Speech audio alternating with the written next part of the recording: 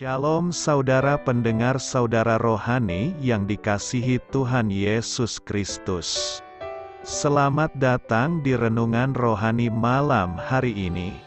Selamat malam, saya berdoa agar saudara sehat selalu. Semoga Roh Kudus hadir di tengah kita saat ini. Sebelum kita mulai renungan malam ini, marilah kita bersama-sama berdoa. Bapa kami yang di surga, Bapa di dalam nama Tuhan Yesus Kristus, kami sungguh mengucap syukur, ya Tuhan, oleh karena Engkau sangat baik buat kami. Engkau ada bersama kami dan menopang hidup kami di siang hari dan di malam hari. Engkau ada bersama-sama dan menyertai kami. Tuhan, kami memuji dan bersyukur kepadamu pada malam hari ini, kami masih bisa berkumpul di rumah kami yang kecil ini. Tuhan, saat ini kami hendak mendengarkan firman-Mu. Berilah pengetahuan dan bimbinglah hamba-Mu ini agar apa yang Engkau firmankan dapat bekerja sesuai kehendak-Mu. Buat kami jemaat-Mu, bukalah hati dan pikiran kami untuk mendengar dan menerima firman-Mu. Kiranya firman-Mu ini dapat menjadi berkat bagi kami.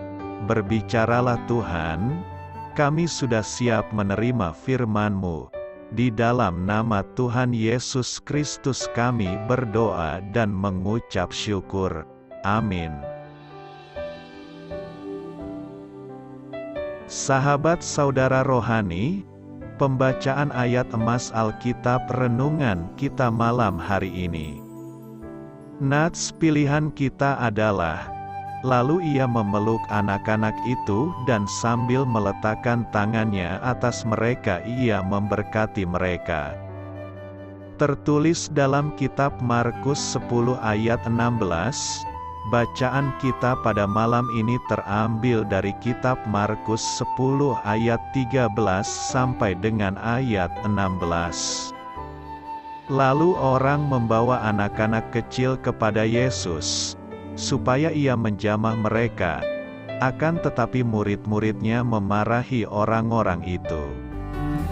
Ketika Yesus melihat hal itu, ia marah dan berkata kepada mereka, "Biarkan anak-anak itu datang kepadaku, jangan menghalang-halangi mereka, sebab orang-orang yang seperti itulah yang empunya kerajaan Allah. Aku berkata kepadamu, sesungguhnya barang siapa tidak menyambut kerajaan Allah seperti seorang anak kecil, ia tidak akan masuk ke dalamnya." Lalu ia memeluk anak-anak itu dan sambil meletakkan tangannya atas mereka ia memberkati mereka. Markus 10 ayat 13 sampai dengan ayat 16. Topik dari ayat emas renungan kita adalah iman yang kuat kerap ditemukan dalam hati seorang anak. Mari kita mulai renungan malam kita. Judul renungan kita hari ini adalah Menjangkau Anak Muda, Kisah Inspiratif. Darmeisa tidak menyukai Suzanne, seorang anak perempuan yang menjadi tetangganya.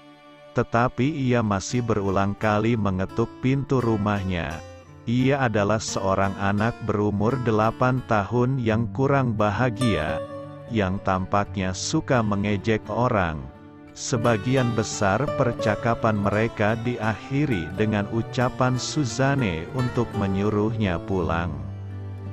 Suzanne tidak menyukai Darmeisa, tetapi ia tahu gadis kecil itu mempunyai alasan mengapa ia bersikap seperti itu.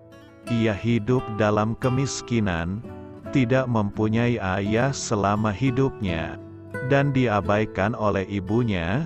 Karena itu Suzanne meminta agar Tuhan menolong Darmeisa yang dikasihinya. Ia mulai menyapanya dengan senyuman dan menunjukkan ketertarikan terhadap hidup Darmeisa. perlahan-lahan Darmeisa menyambut ramah dan mereka pun berteman. Kini, keduanya itu berumur 13 tahun, dan mereka melakukan pendalaman Alkitab bersama.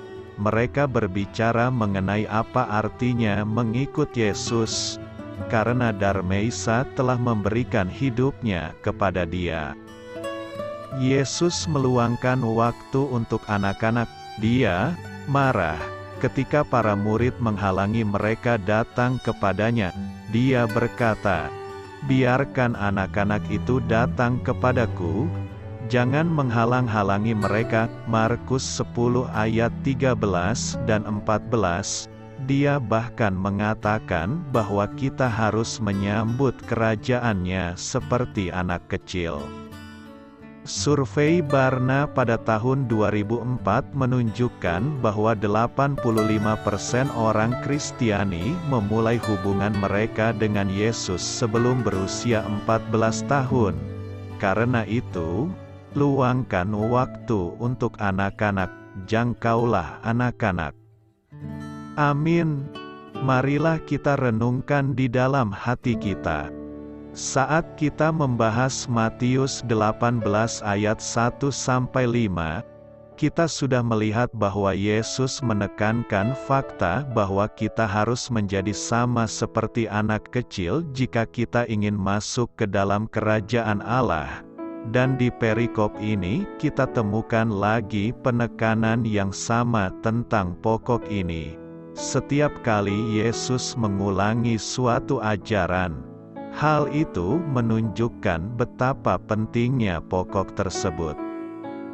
Di khotbah ini kita akan membahas aspek khusus dari pengajaran Yesus di kalimat ini, sebab orang-orang yang seperti itulah yang empunya kerajaan Allah. Dengan kata lain, jika Anda tidak menjadi sama seperti anak kecil, maka Anda tidak akan bisa masuk ke dalam kerajaan. Akan tetapi apakah makna sesungguhnya dari pernyataan bahwa kerajaan Allah itu milik anak-anak kecil dan mereka yang sama seperti anak-anak kecil itu? Yesus tidak banyak berbicara tentang karya keselamatan. Kerajaan Allah itu milik anak-anak kecil. Kerajaan Allah itu milik anak-anak kecil. Lalu orang membawa anak-anak kecil kepada Yesus, supaya ia menjamah mereka. Akan tetapi murid-muridnya memarahi orang-orang itu. Ketika Yesus melihat hal itu, ia marah dan berkata kepada mereka, "Biarkan anak-anak itu datang kepadaku, jangan menghalang-halangi mereka. Sebab orang-orang yang seperti itulah yang empunya kerajaan Allah. Aku berkata kepadamu, sesungguhnya barang siapa tidak menyambut kerajaan Allah seperti seorang anak kecil, ia tidak akan masuk ke dalamnya." Lalu ia memeluk anak-anak itu dan sambil meletakkan tangannya atas mereka ia memberkati mereka. Saat kita membahas Matius 18 ayat 1-5, kita sudah melihat bahwa Yesus menekankan fakta bahwa kita harus menjadi sama seperti anak kecil jika kita ingin masuk ke dalam kerajaan Allah. Dan di perikop ini, kita temukan lagi penekanan yang sama tentang pokok ini. Setiap kali Yesus mengulangi suatu ajaran, hal itu menunjukkan betapa pentingnya pokok tersebut. Di khotbah ini kita akan membahas aspek khusus dari pengajaran Yesus di kalimat ini. Sebab orang-orang yang seperti itulah yang empunya kerajaan Allah. Dengan kata lain, jika Anda tidak menjadi sama seperti anak kecil, maka Anda tidak akan bisa masuk ke dalam kerajaan. Akan tetapi apakah makna sesungguhnya dari pernyataan bahwa kerajaan Allah itu milik anak-anak kecil dan mereka yang sama seperti anak-anak kecil itu?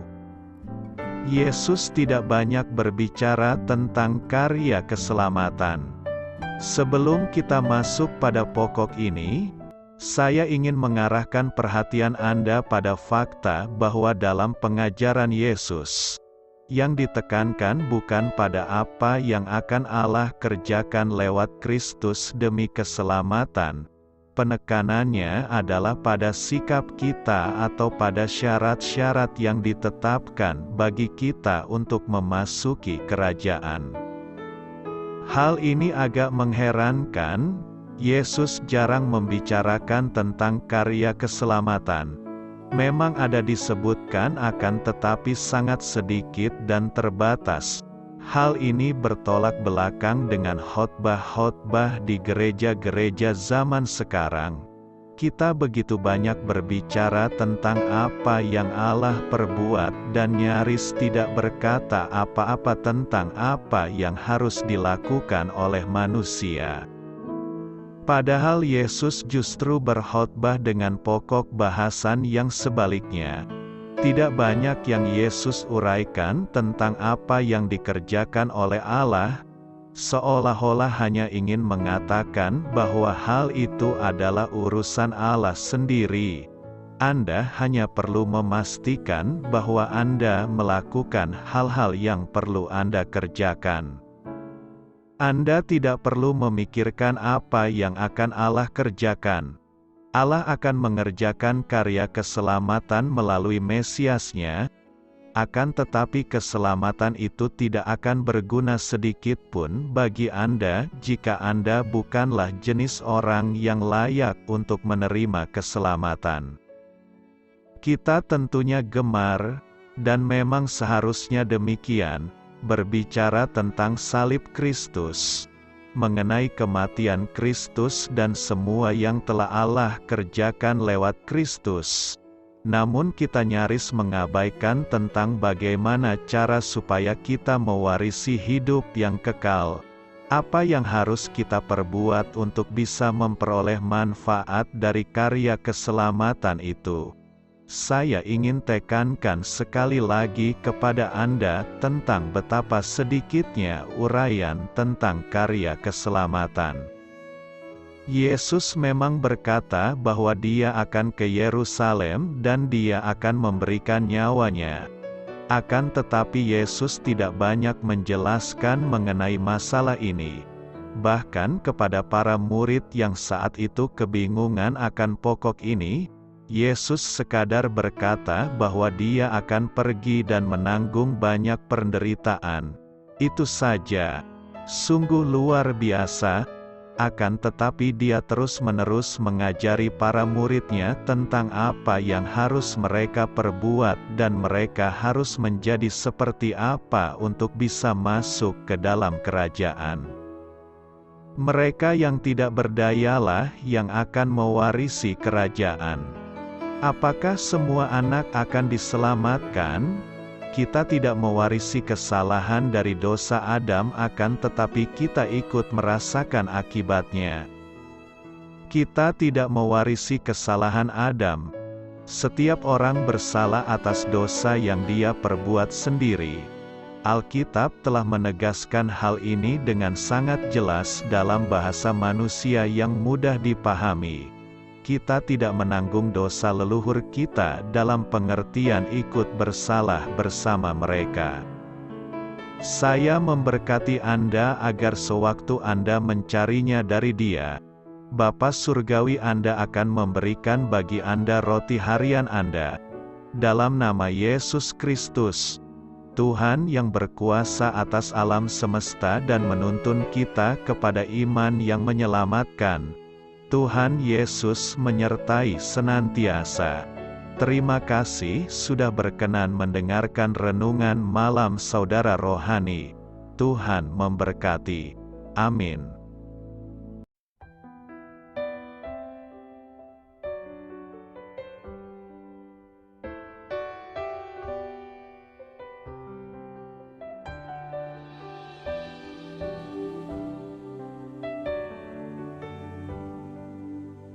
Marilah kita renungkan, sahabat saudara rohani, Demikianlah renungan firman Tuhan malam hari ini.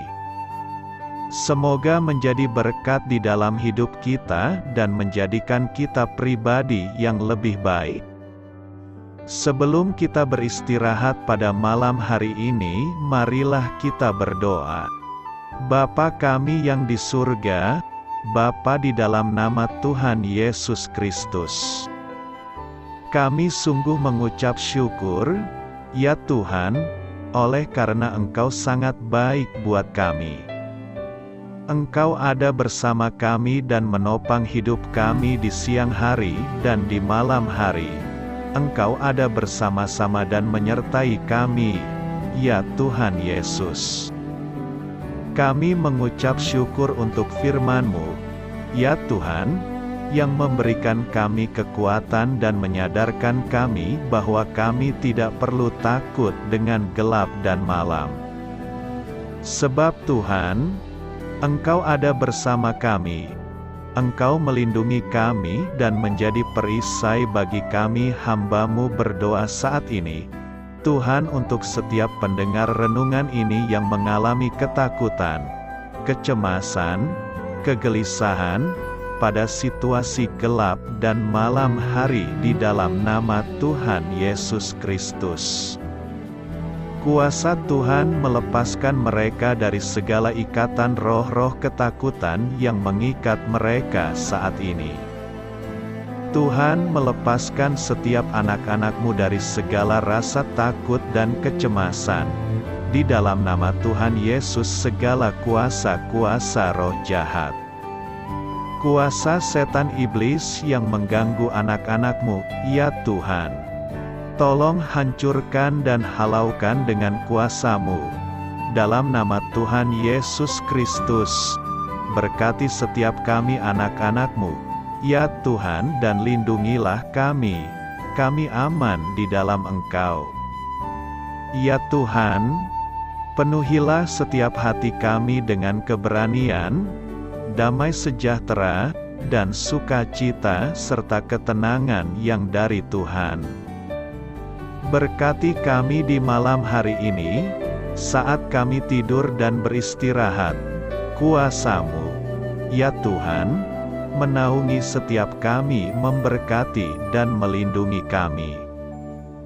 Bangunkanlah kami kembali besok pagi dengan kekuatan yang baru. Tubuh yang sehat diberkati Tuhan dan berkat-berkat yang baru Tuhan sediakan bagi kami. Terima kasih, ya Tuhan, kami sungguh mengucap syukur untuk firman-Mu yang menguatkan kami. Dalam nama Tuhan Yesus Kristus Juru Selamat kami, Bapa kami yang baik, kami mengucap syukur dan berdoa haleluya. Amin. Biarlah firman Tuhan menjadi pengingat untuk kita semua, bahwa tuntunan dari Roh Kudus akan selalu memberi jalan keluar bagi setiap permasalahan hidup kita, dan memberi kedamaian di hati kita. Amin. Sampai jumpa di renungan malam saudara rohani berikutnya.